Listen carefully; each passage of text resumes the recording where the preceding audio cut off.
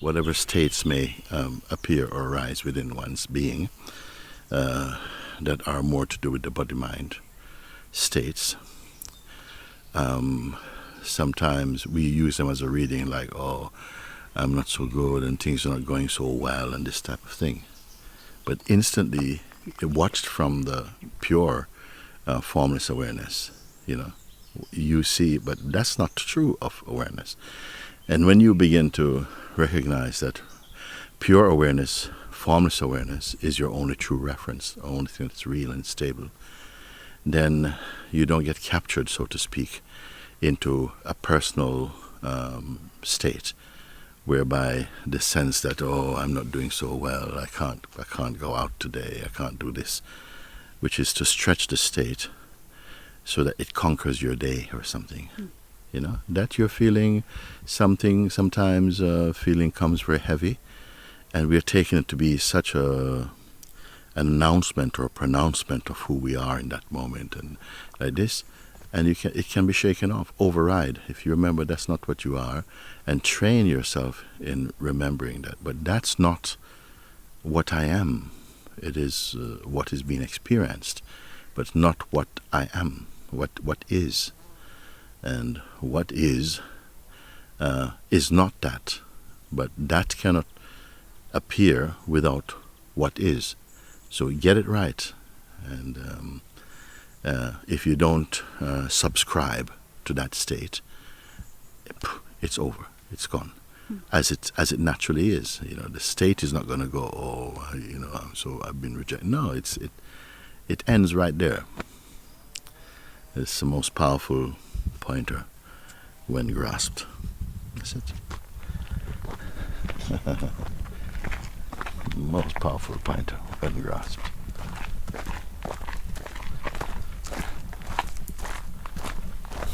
There's something from the mind that happens in the mind as a habit, which is that if you could look at mind as though it is an entity or something.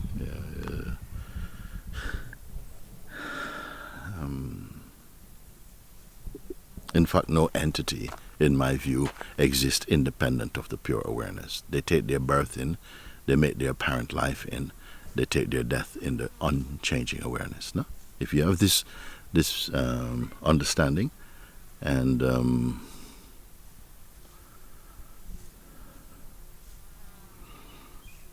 you look into it, contemplate on it, confirm it through in-seeing, insight, then it will hold you in good stead, I would say. Because there's a tendency that we have established such a relationship with our thoughts and mind and the sense of person, that those states are allowed to be your constant companion. So their reading, which is what we plugged in, we typed in that when you say, I am this, those readings are not questioned. Because they're not questioned, you remain locked into limited states of being. When it has come to the point where you see that all states of being are all states, they are temporary, they're impermanent, they come and go, in that which really is, which is what I would say, what we are, in fact, then the grip of delusion is over for you. Keep practicing that, keep looking at it, that whatever you see, whatever state you experience, and some states can be tremendously loud, they seem to occupy all of one's being, and so they're not questioned, they're assumed to be facts. Actually, there are no facts at a certain height of awareness. There's nothing in the relative world that one need to rely upon as a fact. A fact means truth.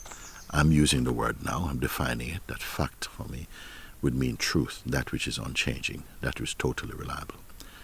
I have not seen anything you may say, and some scientists, some physicists may say things like, you cannot dispute that 1 and 1 equal 2. I would say that actually I beg to differ, and that would be a concept for me. You can only have that impression when you're awake, you know. You may only have that impression in your own system of thinking. This is why I say, and I'm using the word God here, made life in such a diverse way that, that nothing in the world of human beings is so consistent conceptually, that even our present day date system varies in some countries. You usually may say it's 2020 now, but in another place it could be a very different reading by many, many years difference. Our Christmases are different. Some people don't have Christmases or don't have these things. So you see it is conceptual. Time also varies according to the rising of the sun and the play of light and shade. So we're not all awake on the planet at the same time.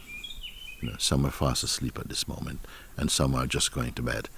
So there's these inconsistencies, these variations, and I feel this is part of God's, when I say God, I mean the pure intelligent principle that is the source of all manifestation, arranges it like that when manifesting itself as a human being who is given such diverse powers as to contemplate and to differentiate, to determine, to believe, to trust, to know, to conceive, all these things, and that we don't become prisoners of our own abilities.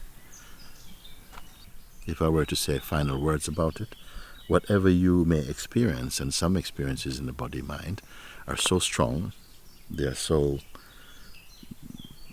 strongly experienced that they are never questioned as to the truth of them. Although there are some simple tests that they come and go is itself an indication that they are not permanent and that they have no stability, that they are just clouds passing also. But when they come, they may come with such virility. It's accepted that, whoa, this is what's happening to me.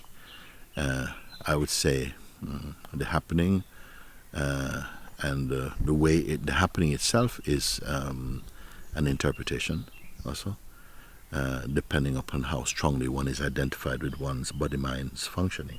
There are people who are not so identified. And to them, what may be a very strong and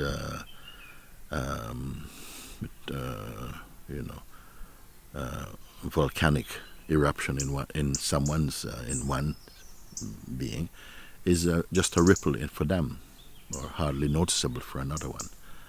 So we don't have the same measurement, first of all. But I was specifically talking about a state that may come if you're so powerful, like you feel so, I'm so tired and I can't come today, I can't come into work because I'm feeling so heavy and so without energy and this thing. And I said that is a feeling, that's a feeling. And it's a fact that feeling is felt, but it's not a fact that feeling is truth, or is, like I say, it's true that what you're feeling is what you're feeling, but it's not true that what you're feeling is truth. And if truth is what really matters to you, I would say that truth cannot be held bound or captive in any state. Truth is that within which all states rotate or they come and go, but itself it does not rotate. So truth equivalent to God or pure consciousness, pure awareness self. I'm putting it like that. Having seen that I don't take any reading, any occurrence in the body as a statement of what I am, I'm free of it immediately. If I believe it's to be what I am, then somehow I'm conquered by that state. And so I must live in that, continue this, because not realizing that it's up to me to perpetuate that condition or to terminate it.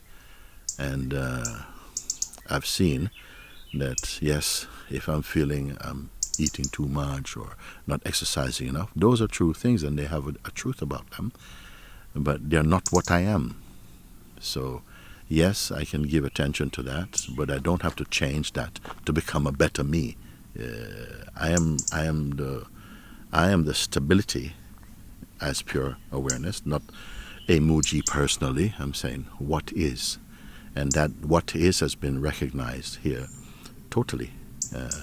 Totally sounds a big word, but it is recognized here to be, a factual, actual truth. So and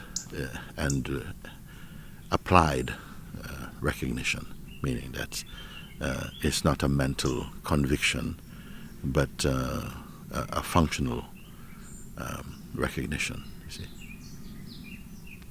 Thank you. Thank you, Guruji. Yeah.